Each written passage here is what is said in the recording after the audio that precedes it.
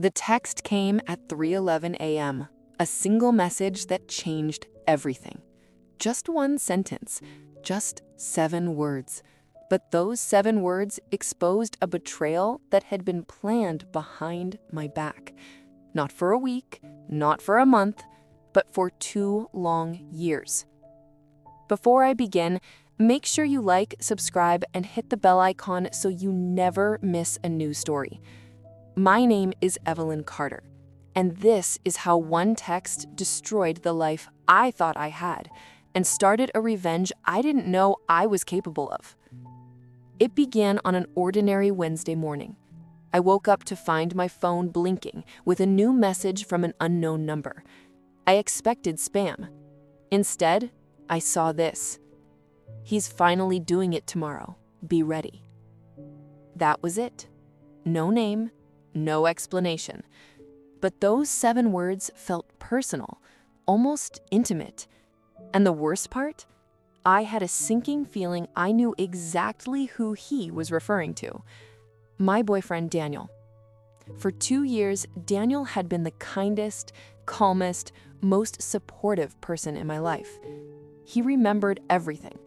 My favorite coffee order, the stories from my childhood, even the way I folded laundry. He was attentive, thoughtful, almost too perfect. And that text felt like the first crack in that perfect mask. I tried calling the number, but it was already disconnected. I tried waking Daniel up to ask him about it, but when I walked into the living room, he wasn't home. The sun wasn't even up yet, and Daniel was always home.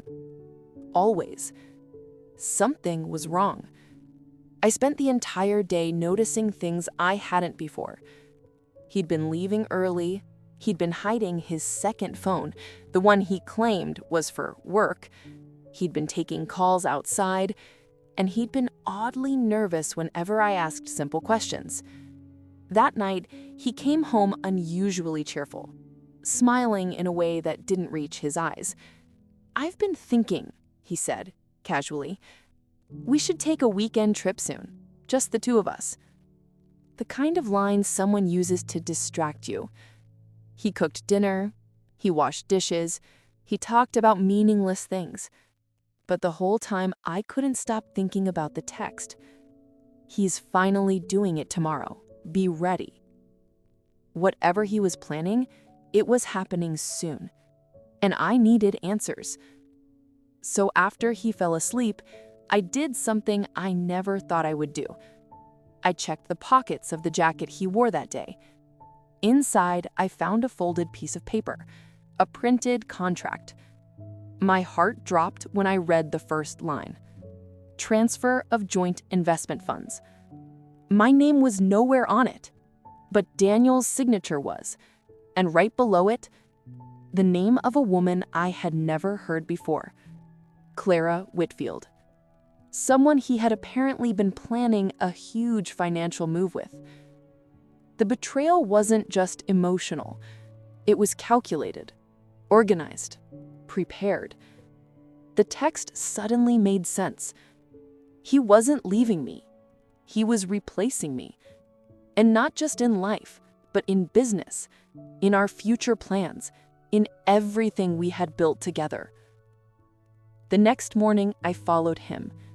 Quietly, slowly, making sure he didn't notice.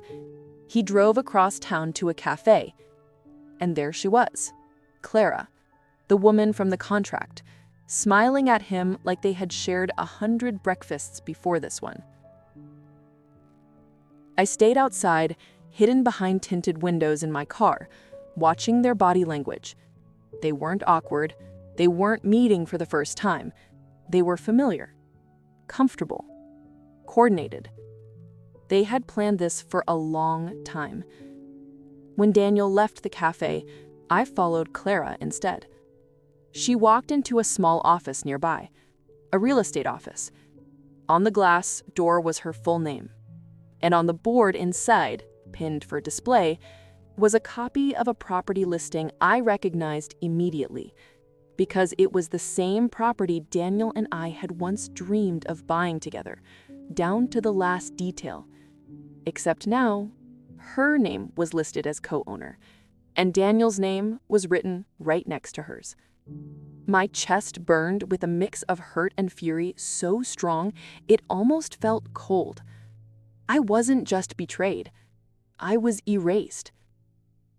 But if they had been planning this for 2 years, then they clearly thought I was clueless. They underestimated me, and that's where their mistake began. My revenge started quietly. First, I contacted the financial advisor Daniel and I used. I informed him, with legal paperwork ready to prove it, that Daniel no longer had permission to make any changes involving my part of our shared investments. The shock on the advisor's face was priceless. Then I contacted the property agent whose listing Clara had posted. I made sure they knew Daniel had tried to use my financial documents for previous inquiries, documents he absolutely did not have access to legally. The agent promised to investigate. By noon, Daniel called me 3 times. I didn't answer. By evening, he came home pale, sweating, and trying too hard to sound normal. "Babe, something weird happened today. The bank called." "Good," I said. His face drained of color. That night, I placed the anonymous text, the one that exposed everything, on the table between us. "You planned this for 2 years, and you still thought I wouldn't find out?" He stuttered through excuses, lies, half-truths that collapsed under their own weight. He kept saying it wasn't what it looked like, but everything I saw that day told me he meant every part of it. And when he realized what I had already done, the accounts frozen, the documents reviewed, the agent notified, he finally understood his plan was over. Not because he had been caught, but because someone warned me. To this day, I don't know who sent that text. Maybe it was someone on the inside. Maybe it was Clara herself, regretting her part. Maybe it was someone who simply couldn't watch him hurt me anymore. But I do know this: one message saved me and destroyed him. And now, he's the one picking up the pieces of his life, not me.